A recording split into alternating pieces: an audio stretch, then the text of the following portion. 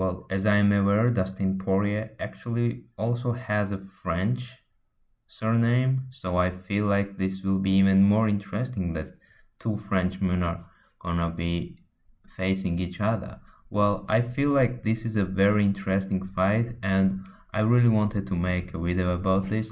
I have my notebook, I have my notes here, I have some of the very clear advantages of these fighters written here, and I will go and just talk about the stuff. And of course, in the end, I'm gonna tell you who I think will win this fight.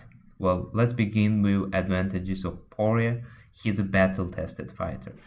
He has just, I'm gonna just even show you this thing. He has just so many fights against very, very high-level opponents. He has 29 wins. That's already crazy. And he has like wins against Chandler, Conor McGregor, Dan Hooker, Max Holloway, Eddie Alvarez, Justin Gaethje, Anthony Pettis, and the list goes on and on. It is just such an amazing resume. While even though Saint Denis is also a really good fighter, he does not really have that kind of resume. I mean, that does not really mean that much because we saw that even though Ilia Topuria also did not have that big of a resume compared to Volkanovski, he still destroyed him, right? So it does not really mean that much, but it is still a something. Dustin Poirier for me is a very reliable fighter, and most of the times he does not really underperform. He has this very stable level which he most of the times performs on, and I most of the times when I watch Dustin Poirier, I know what he's gonna do, I know his abilities, I know his weaknesses, but I am very, very sure that he will be a really hard fighter to beat, especially in this fight. And there are some things that can be indicating that Poirier will lose this fight, but let's be a bit more patient here and let's talk about advantages first. The other thing is that Dustin Poirier does not really have any clear weaknesses. Like when we are talking about Conor McGregor, he cannot really grapple, he cannot really wrestle. When we are talking about Max Holloway, he does not have any power. When we are talking about Charles Oliveira, his striking defense is terrible.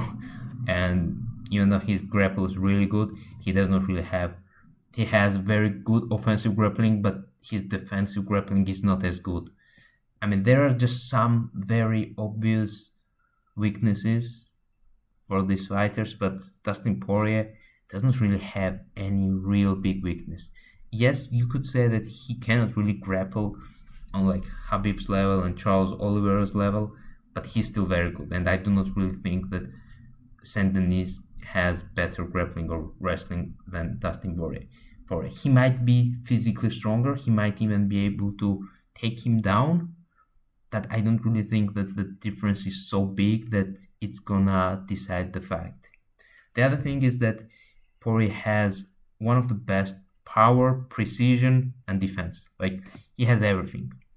He can hit hard, he can be very precise, and he has this weird defense, like his stuff like this. I don't know how he does, but that's very effective for him. And I personally believe that his striking is just so much more precise and calculated than Stan Denis's. Because this guy, he's very wild, he's very hungry, he's very powerful, but he is not as calculated as Poirier is.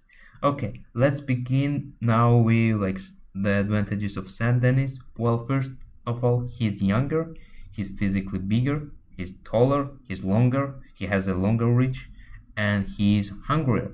I mean, look, Saint Denis never really had this big of a fight. This is his opportunity. He's a younger guy. He is coming off really good wins, and now he has to prove that he has the ability to go for the title stuff, right?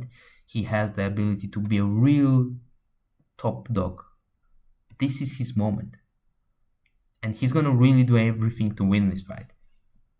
On the other hand, if Poirier loses, it's gonna be really, really damn bad because he's already 35 years old. I mean, it's not that old, but it is also showing the trajectory. It is also showing us where it is all going. And if he's gonna lose 2 fights in a row, especially by knockout, it's gonna be really damn bad for him. So he needs this one. He definitely needs this one.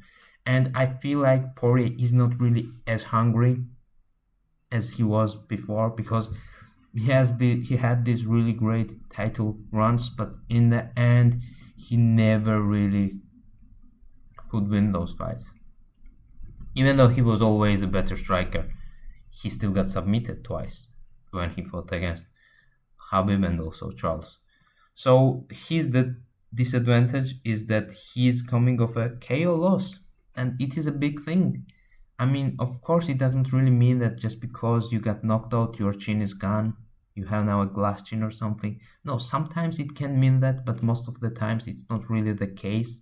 There are just, okay, let's see how much time passed. Yeah, I mean, that fight against when Dustin Poirier fought Justin Gaethje, that was about, I don't know, like 8 months ago, 9 months ago. So there was definitely enough time for recovery.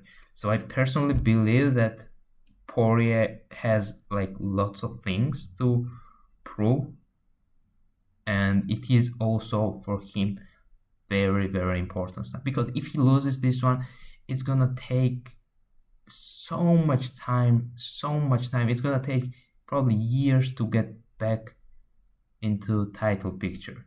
So he has lots of stuff to lose in this fight. So he will do his best also to win this fight. But just let's put that aside, and I want to also show you this stuff.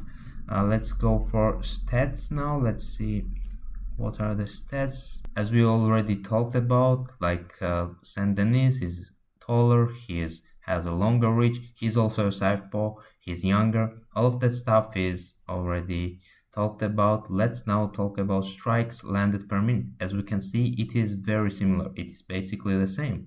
Striking accuracy, it is also basically the same.